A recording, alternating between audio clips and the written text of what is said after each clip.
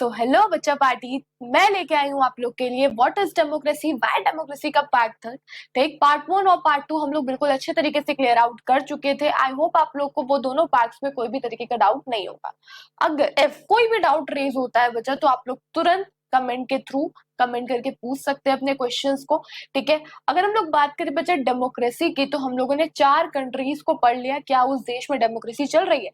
पाकिस्तान में military rule चल रहा था परवेज मुशर्रफ जी का, तो वहां पे डेमोक्रेसी चल ही नहीं रही थी। ठीक, अगर हम लोग बात करें चाइना की, तो वहां पे कम्युनिस्ट पार्टी सिस्टम चल रहा था। एक ही मतलब एक ही पार्टी के कैंडिडेट्स, मतलब अगर वो कैंडिडेट अगर कम्युनिस्ट पार्टी से बिलोंग करता होगा या फिर कम्युनिस्ट पार्टी के 8 एलाइड पार्टी से बिलोंग करता होगा, तब वो डेमोक्रेसी तब वो कम्युनिस्ट पार्टी इलेक्शंस में खड़ा हो सकता है। अगर नहीं तो उसके जीतने के चांसेस ही नहीं है भाई। ये सारी चीजें हम लोग ने स्टडी की थी। उसके बाद जस्ट मेक्सिको का केस हम लोग ने स्टडी किया। ठीक, जिम्बाब्वे का केस स्टडी किया। तो क्या इन चारों केस से हमें पता लग रहा है कि वहां पे डेमोक्रेसी पाई जाती है? नहीं। ठीक, तो आई होप आप लोग को इतना क्लियर आउट हो गया होगा पिछले क्लासेस में। अब बच्चा हम लोग को ये कॉन्सेप्ट्स पढ़ के चलना है आगे के, कि भाई डेमोक्रेसी के बारे में थोड़ा हम लोग बुराई करने वाले हैं। ठीक है, डेमोक्रेसी के बारे में सब कहते हैं कि भाई डेमोक्रेसी बहुत ही अच्छा है, बेस्ट फॉर्म ऑफ गवर्नमेंट है। बच्चा बेस्ट फॉर्म ऑफ गवर्नमेंट नहीं होता है कभी भी डेमोक्रेसी। डेमोक्रेसी एक बेटर फॉर्म ऑफ गवर्नमेंट होता है। क्यों? क्योंकि क्या डेमोक्रेसी करप्शन फ्री है? नहीं, डेमोक्रेसी में भी करप्शंस पाए जाते हैं बच्चा। ठीक, तो आर्ग्यूमेंट्स अगेंस्ट डेमोक्रेसी, अब हम लोग को डेमोक्रेसी के अगेंस्ट कुछ आर्ग्यूमेंट्स करने हैं, मतलब यहाँ पे हम लोग डेमोक्रेसी की बुराई करने वाले हैं। ठीक है, अब देखो भाई एक एक करके हम लोग पढ़ना स्टार्ट करते हैं। पहला पॉइंट क्या लिख रहा है कि leaders keep changing in a democracy. अब देखो भाई, जब लीडर्स चेंज होते रहेंगे डेमोक्रेसी में, मतलब कि अब हर 6 साल पे इलेक्शंस होते हैं। ठीक, अगर हर 6 साल के जस्ट बाद बाद आप लीडर्स को चेंज कर रहे हो, तो एट दैट टाइम क्या होगा? वहां पे तो दिक्कत हो जाएगी, लोग इंस्टेबिलिटी आ जाएगा। इंस्टेबिलिटी मतलब कि अगर आप स्कूल का एग्जाम्पल ले लो, टीचर्स का, तो वहां पे क्या होता है? टीचर्स में ये होता है ना कि जितने भी लोग रहेंगे वहां पे, जैसे कि टीचर्स, अगर मान लो आपको इंग्लिश के टीचर्स पढ़ा रहे हैं, ठीक, आपको इंग्लिश से टीचर पढ़ा रहे हैं, if in any case teacher change कर दिए जाते हैं, तो आप उस टीचर के साथ पढ़ने में कंफर्टेबल हो गए थे। आपको पता चल गया था कि भाई वो टीचर कैसे हैं, उनको क्या मतलब किस तरीके से, कैसा माहौल उनको पसंद है, सारी चीजें, किस तरीके से उनको होमवर्क रिप्रेजेंट करना है, सारी चीजें आपको पता है।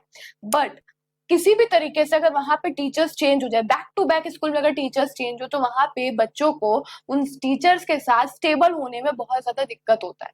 ठीक, जस्ट सेम केस डेमोक्रेसी मतलब हमारे कंट्री में भी चलता है बच्चा, कि अगर बार बार लीडर्स चेंज होंगे तो एट दैट टाइम वहां पे क्या होगा? इंस्टेबिलिटी का माहौल बन जाएगा। ठीक, democracy is all about political competition. अब दूसरा पॉइंट क्या है कि यहाँ पे पॉलिटिकल कंपटीशन है। अब भाई बहस होते होते बहस इतनी आगे बढ़ जाती है कि भाई लोग भूल जाते हैं कि वो कौन है और दूसरे कौन है। गाली वगैरह सारे चीज स्टार्ट हो जाते हैं। ठीक, बहस स्टार्ट हो जाती है, और बहस वो कब लड़ाई में तब्दील हो जाती है कुछ नहीं पता चलता है। ठीक, तो एक कॉम्पिटिटिव सा माहौल बन जाता है, यहाँ पे कोई भी मोरालिटी का स्कोप ही नहीं बचता है। तो डेमोक्रेसी क्या है? Is all about political competition and power play. ठीक, पूरा का पूरा एक पॉलिटिकल कंपटीशन बन जाता है और एक पावर प्ले होने लगता है, लोग अपने ताकत के साथ खेलने लगते हैं, खिलवाड़ करने लगते हैं। ठीक है, और यहाँ पे मोरालिटी जैसे चीजों का कोई भी स्कोप ही नहीं बचता है। ठीक, नेक्स्ट क्या है बच्चा कि so many people have to be consulted in democracy that it leads to delay. अब बच्चा जब सारे के सारे लोग बैठ के डिस्कशन करेंगे, अब भाई डेमोक्रेसी क्या है?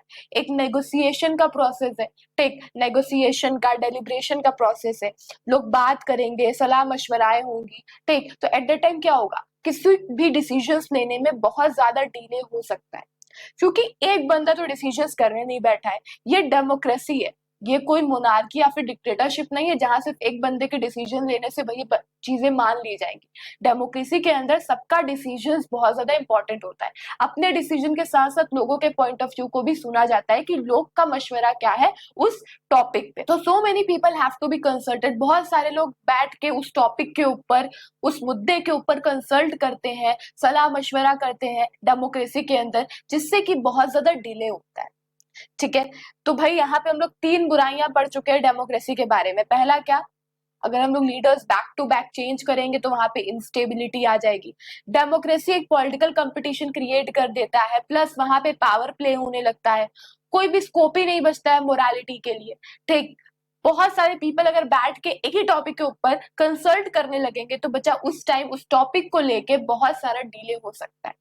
ठीक, elected leaders do not no या फिर डोंट नो होगा, ये डू नॉट होगा। ठीक है, यहाँ पे डू नॉट होगा। तो elected leaders do not know the best interest of the people. अब भाई जो इलेक्टेड लीडर्स होंगे उनको ये नहीं पता होगा कि लोगों का इंटरेस्ट क्या है, बेस्ट इंटरेस्ट क्या है लोगों का। It lead to bad decisions. ठीक, डेमोक्रेसी लीड टू करप्शन। अब देखो बच्चे, अगर हम लोग फर्स्ट पॉइंट की बात करें यहाँ पे, तो हमेशा ये जरूरी नहीं होता है कि जो भी हम लोग लीडर्स चुनते हैं इलेक्शंस में वो हमेशा सही हो। कभी कभी वो लीडर हमारे लिए बैड डिसीजंस भी ले लेता है, या फिर ऐसा नहीं होता है कि भाई हमने लीडर चुना है तो वो लीडर सही ही होगा, ऐसा नहीं होता है। कभी कभी वो लीडर बैड डिसीजंस ले लेता है, कभी कभी वो लीडर बेकार ही होता है। ठीक, तो elected leaders do not know the best interest of the people, it lead to bad decisions. Democracy lead करता है करप्शन में।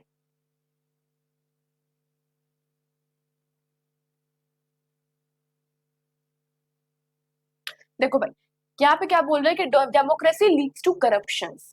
अब भाई अगर हम लोग अदर फॉर्म ऑफ गवर्नमेंट की ही बात कर लें, अगर हम लोग पाकिस्तान का केस पढ़ लें, अगर हम लोग यहाँ पे चाइना का केस पढ़ लें, या फिर मैक्सिको का केस पढ़ लें, या फिर जिम्बाब्वे का केस पढ़ लें, तो क्या आप लोग इन चारों केस को पढ़ के सोच सकते हो कि यहाँ पे कोई भी करप्शन नहीं है? ऑफ कोर्स है। ठीक है, तो डेमोक्रेसी के अंदर भी तो करप्शन होगा यार, सोचो। और है भी, इट इज ट्रू दैट। ठीक, कि डेमोक्रेसी के अंदर कैसे करप्शन है। अब देखो बच्चा कि डेमोक्रेसी के अंदर बहुत सारे लेवल्स होते हैं। ठीक, अब मान लो एक लेवल अच्छा है, तो अगर मान लो एक लेवल अच्छा है और उसके 3 लेवल में से कोई एक बंदा भी बेकार निकल गया, कोई एक बंदा भी करप्ट निकल गया, तो एट द टाइम क्या होगा कि सारे के सारे लेवल्स बेकार हो जाएंगे। तो डेमोक्रेसी लीड करता है corruption, for it is based in electoral competition, क्योंकि अब भाई इलेक्शंस में भी करप्शन होते ही है बच्चा।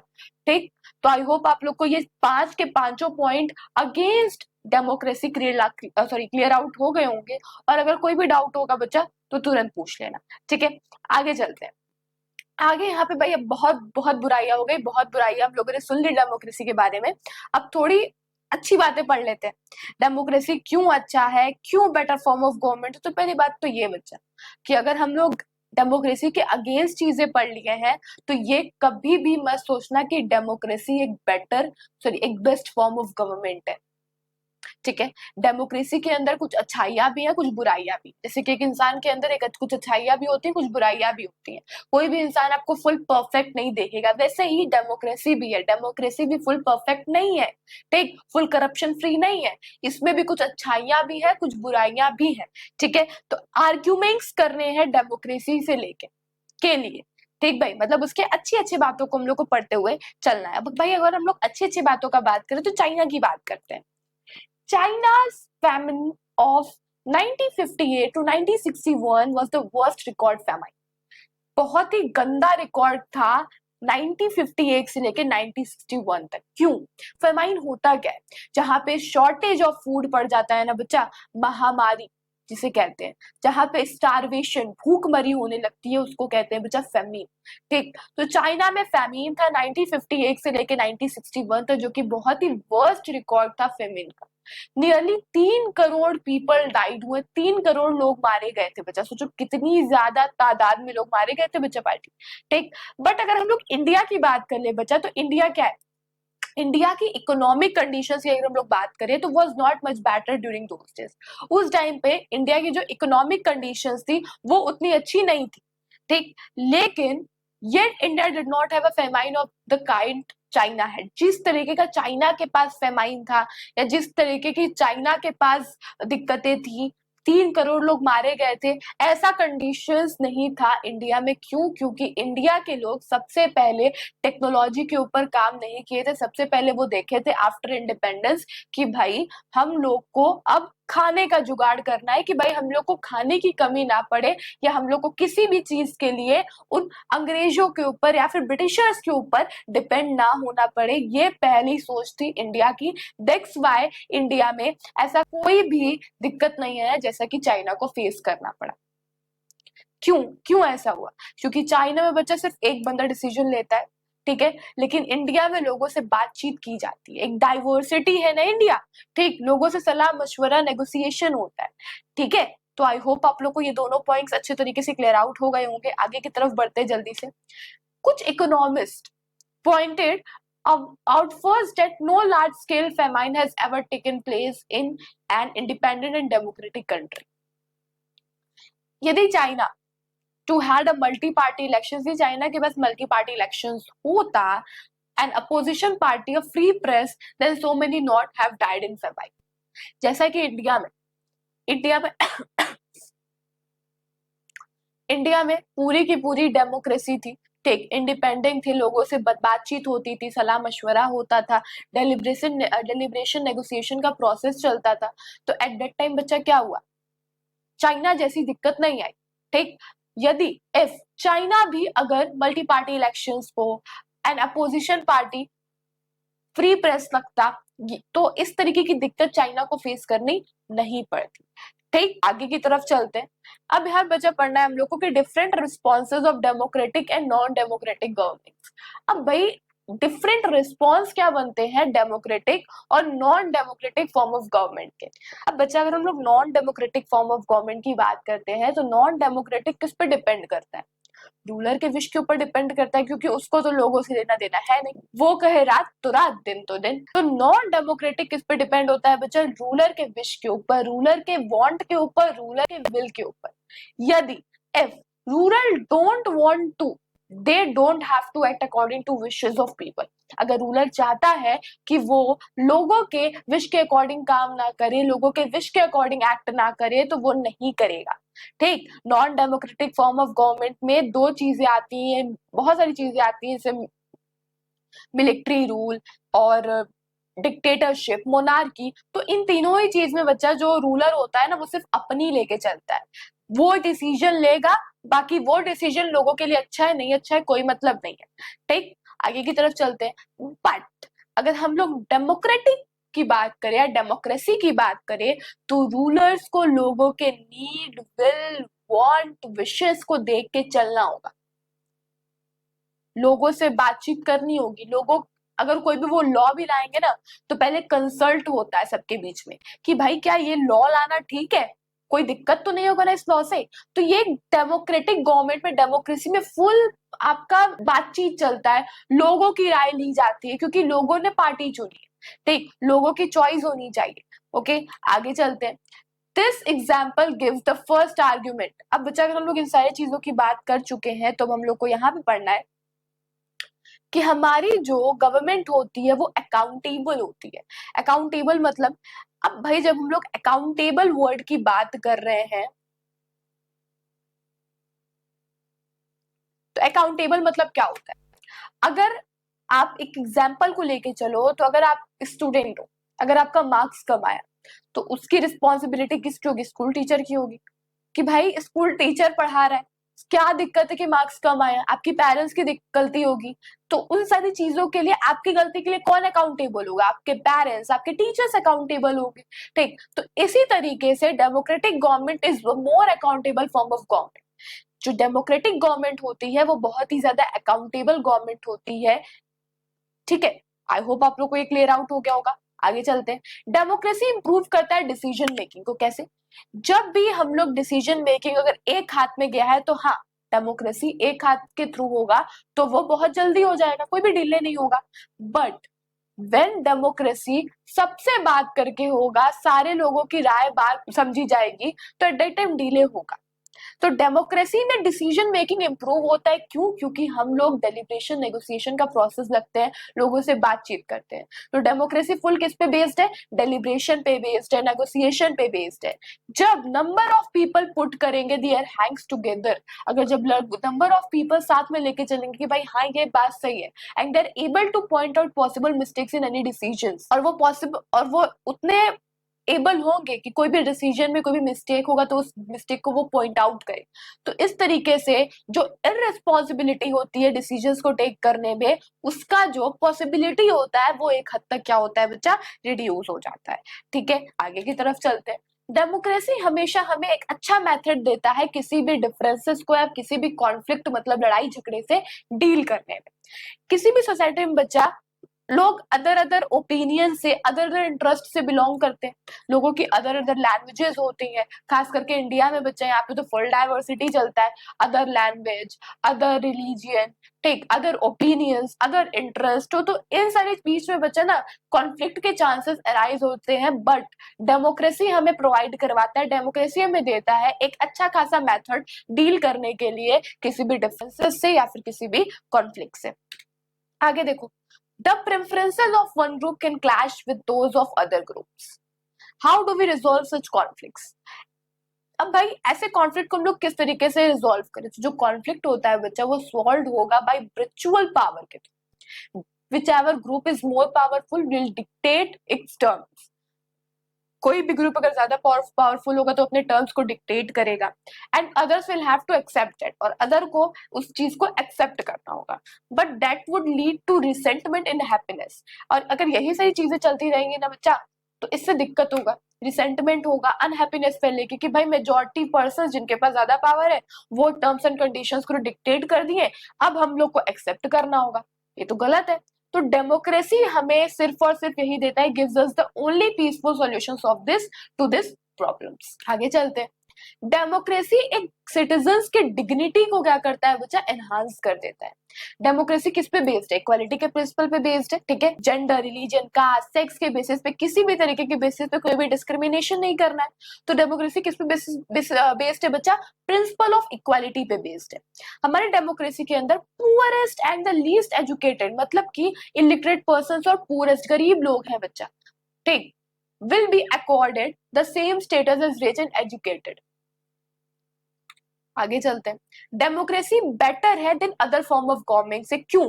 क्योंकि बच्चा डेमोक्रेसी के अंदर हमें अलाउ किया जाता है, हमें उतना कैपेबल, हमें एबल किया जाता है कि अगर हमसे लीडर को चुनने में किसी भी तरीके की दिक्कत हो गई है तो हम उस लीडर को हटा के दूसरे लीडर को ला सकते हैं, अपने मिस्टेक्स को करेक्ट कर सकते हैं।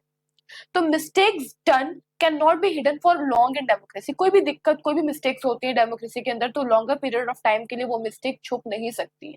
There is space for public discussions on this mistakes. वहां पे पब्लिक डिस्कशंस के लिए स्पेस दिया जाएगा एंड आपको मौका दिया जाएगा कि आप अपने मिस्टेक को करेक्ट कर सको। Either the rulers have to change the decisions. अगर रूलर चाहते हैं अपने डिसीजंस को चेंज करने के लिए, और the rulers can be changed, ठीक, रूलर्स को भी चेंज किया जा सकता है या उनके डिसीजंस को भी चेंज किया जा सकता है, ठीक है। इसलिए डेमोक्रेसी क्या है? एक बेटर फॉर्म ऑफ गवर्नमेंट है। तो अगर क्वेश्चन आ जाएगा बच्चा पार्टी कि वाई डेमोक्रेसी है बेटर फॉर्म ऑफ गवर्नमेंट, तो आप ये 3 पॉइंट लिख के आओगे, नंबर आपको आराम से मिल जाएगा, ठीक है। आगे की तरफ चलते हैं जल्दी से।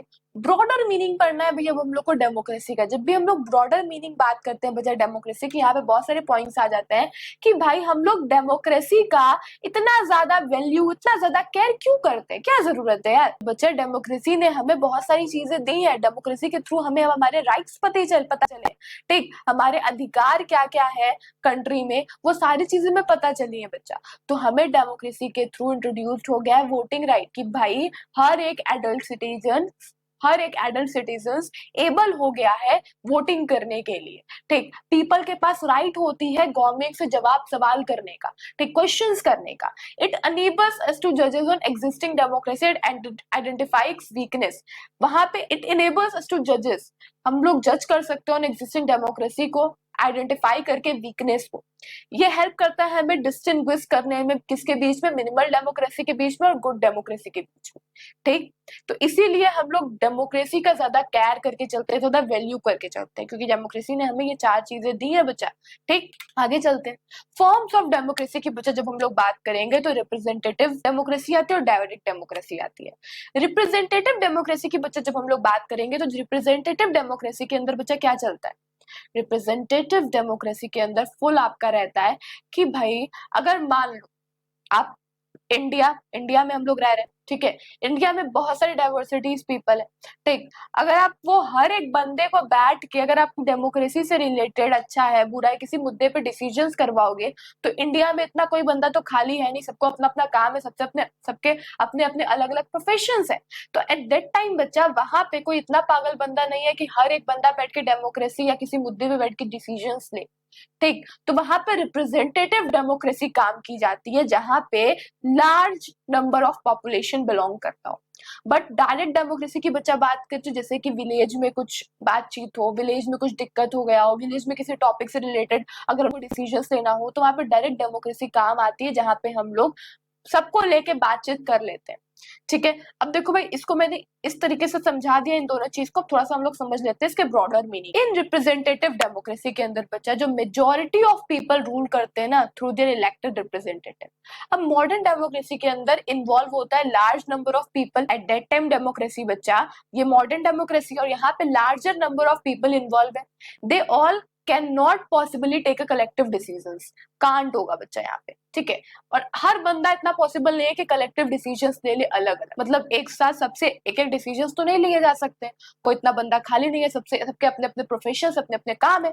तो इस तरीके से बच्चा citizens do not have the time, लोगों के पास टाइम नहीं है, द डिजायर और the skills to take a part in all decisions, ना ही उतना स्किल्स है ना ही उनकी डिजायर है। Citizens do not have the time, किसी भी सिटीजंस के पास इतना टाइम नहीं है, ना ही उनके पास उतनी किसी भी सिटीजंस के पास ना टाइम नहीं है, ना ही फिर उतनी डिजायर है उनकी, ना ही उतना स्किल है उनके पास कि वो डिसीजन सारे डिसीजंस में पार्ट लेते हुए फिरे, ठीक। तो वहां पे रिप्रेजेंटेटिव डेमोक्रेसी बहुत सही पड़ेगी बच्चा, जहां पे मेजोरिटी ऑफ पीपल रूल करेंगे through the elected representative. But अगर बच्चा हम लोग डायरेक्ट का बात करेंगे ना बच्चा, डायरेक्ट डेमोक्रेसी के बारे में, तो देयर वेरियस वेज, बहुत सारे वेज हैं डिसीजंस टेक करने के लिए डेमोक्रेटिक मैनर में। तो जो most common is elected representative, ठीक। लेकिन अगर जहां पे कम्युनिटी बहुत ही स्मॉल रहेगी तो वहां पे सारे लोग बैठ के डिसीजंस ले सकते हैं डायरेक्टली वे में। तो ये क्या है, ऐसा कहाँ पे होता है बच्चा, ग्राम सभा में होता है, वर्क इन विलेज, ठीक। आई होप आप लोग कितना क्लियर आउट हो गया होगा। आगे की तरफ चलते हैं जल्दी से। दिस ऑल्सो मीन्स, अब बच्चा यहाँ पे हम लोग को फीचर्स पढ़ने हैं थोड़े से, ठीक। सॉरी, फीचर्स बोल रही हूँ, समरी पढ़ने कि भाई इतने चैप्टर्स पढ़ के हमें पता क्या चला यार। तो भाई this also means that no country is perfect democracy, किसी भी कंट्री के पास एक परफेक्ट डेमोक्रेसी नहीं है। The feature of democracy that we discussed in this chapter, जो भी फीचर्स हम लोग ने डेमोक्रेसी के बारे में डिस्कस किया है इस चैप्टर, वो हमें मिनिमम कंडीशंस प्रोवाइड करते हैं डेमोक्रेसी से रिलेटेड ऑफ ऑल, ठीक है। That does not make it an ideal democracy, और इसमें से कोई भी डेमोक्रेसी को आइडियल नहीं बनाता है। It is work in progress which require a constant effort लगेंगे सेव करने के लिए strengthen democratic form of decision making को from both leaders and citizens unlike dictatorship। आगे देखो भाई, even when it fails to do some of this things, अगर कोई दिक्कत हो जाती है किसी को चीज को चुनने में या किसी भी डिसीजन में दिक्कत हो जाती है, ठीक, इट हमें अलाउ किया जाता है कि अपने मिस्टेक्स को करेक्ट कर सकते हो। अदर फॉर्म ऑफ गवर्नमेंट में, मोनार्की में, डिक्टेटरशिप में या वन पार्टी सिस्टम में, वन पार्टी रूल में बच्चा, ठीक, वन पार्टी रूल में रूल नॉट, यहाँ पे डू नॉट होगा, ठीक है। Rule do not require all citizens to take part in politics. Monarchy में, डिक्टेटरशिप में, वन पार्टी रूल में, इन तीनों के तीनों फॉर्म ऑफ गवर्नमेंट में बच्चा हम लोग को नहीं बोला जाता है कि आप लोग डिसीजंस मेकिंग में पार्ट लो, ठीक, आप पॉलिटिक्स में पार्ट लो। लेकिन डेमोक्रेसी डिपेंड करता है active political participation by all the citizens, ठीक। आई होप बच्चा पार्टी आप लोग को आज का चैप्टर बिल्कुल अच्छे तरीके से क्लियर आउट हो गया होगा। आज के चैप्टर बच्चा यहीं पे खत्म होता है, ठीक है। आगे के चैप्टर में हम लोग मिलते हैं, ओके। आई होप आप लोगों को सारी चीजें क्लियर आउट हो गई होंगी बच्चा। कोई भी डाउट होता है बच्चा तो आप लोग थ्रू द कमेंट तुरंत पूछ लेना भाई। और भाई मिलते हैं हम लोग नेक्स्ट क्लास में, ओके देन बच्चा पार्टी, बाय।